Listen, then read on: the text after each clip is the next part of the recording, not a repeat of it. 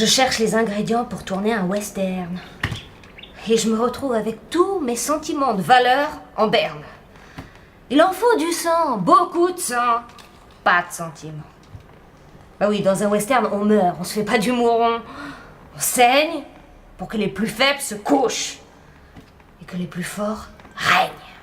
La loi du plus fort. Celui que tous les tireurs craignent. Les bons, les brutes et les truands. Et c'est pas la bonté qui est récompensée. Ou rarement. Franchement, presque jamais, mais la ruse, l'adresse et la rapidité. Les bons sont plus malins, plus proches du mal que du bien. Ils font mal avec leur bien. Ils règlent les comptes sans compter, d'où leur prétendue majesté. Une volonté de puissance convertible en puissance de la volonté. Ils en veulent plus que les autres. Ils réussissent parce qu'ils excellent. Ils excellent parce qu'ils le veulent. Et ils le veulent parce qu'ils en veulent un peu plus que tous les autres. Ce sont des héros, des demi-dieux, qui préfèrent mourir que de vous concéder le moindre soupir. Ils tiennent plus à la victoire qu'à la vie, parce qu'ils ne conçoivent pas la vie autrement qu'en l'emportant sur les autres. Et sur eux-mêmes. Cette victoire sur soi-même. C'est ça qui rend leur combat un peu plus soutenable.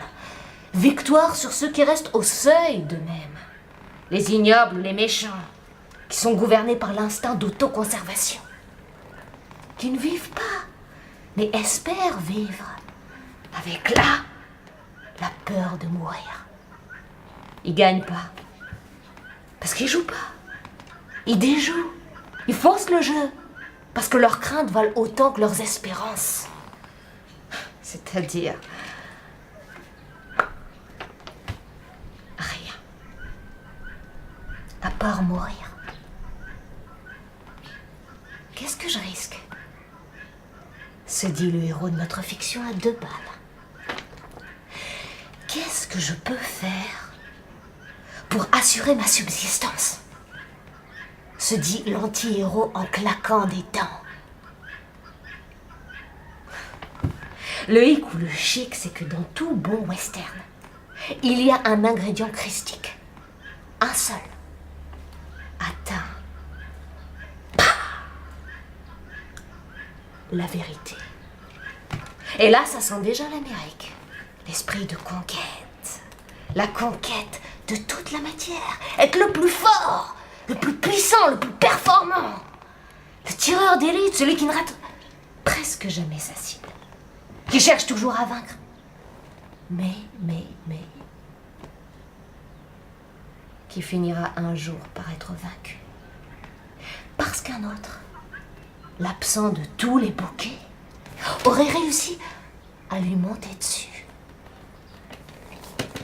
Hasard ou coïncidence? Ni l'un ni l'autre. C'est la roue du temps qui tourne. Mais pas toujours dans le sens des aiguilles d'une montre. Tic, tac, tic, tac. Bam!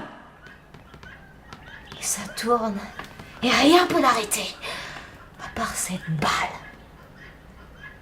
qui vous était destinée par quelqu'un qui a osé viser et tirer le premier.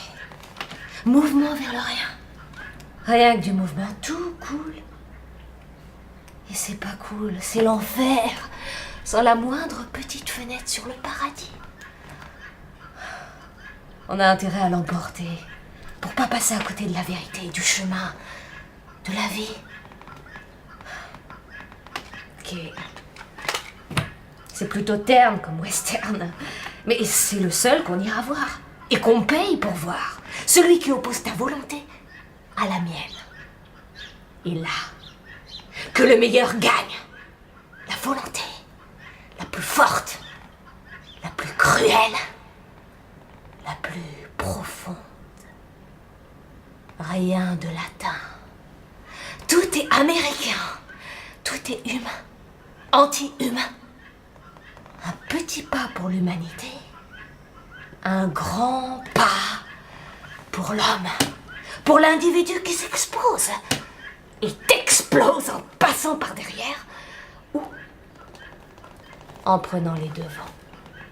D'où les rimes les plus funestes. Individualisme, réalisme, matérialisme, impérialisme, cynisme. Alors qu'est-ce qu'on fait? On tire ou on se fait tirer? On se fait la guerre ou on concède la paix? Malheureusement, aucune concession n'a jamais garanti la paix. Pétition de principe, il faut faire la guerre pour ne pas faire la guerre. Pour être avantagé pour la faire, il faut vouloir la faire à tout prix. Guerre de tous contre tous, pour la puissance. Pour davantage de puissance. C'est le premier qui tire. C'est le deuxième qui meurt. Que de la force. Et point de droit. Qui tue en Syrie? Les forces loyalistes ou les forces rebelles? Le pouvoir ou l'opposition? Les anciens ou les nouveaux? Guerre, guerre, guerre! Quel bras doit-on armer? Quel bras désarmer? Parce qu'on croit qu'on n'a pas le droit de vivre et laisser mourir. Qui le croit? Qui le croirait? Ce sont que nos intérêts que l'on veut opposer à d'autres intérêts. Pas un brin d'humanité. Mais nos sacrés saints intérêts qui distinguent le bourreau de la victime. Ingérence qui rappelle les 7 mercenaires qui ne se préoccupent que de leur destin particulier. Point de justice. Mais du butin. Du gain. De la fin qui justifie tous les moyens. La puissance. De l'argent. L'argent pour la puissance. L'Amérique et ses alliés unis ont tué Saddam, Kadhafi.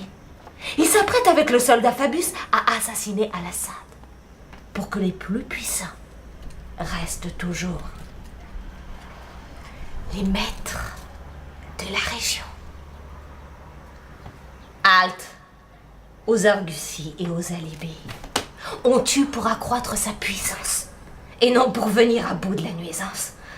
Et dire que la France semble ignorer que nul ne peut espérer déguster du bon miel à partir des sécrétions d'une guêpe. Cherchez la guêpe.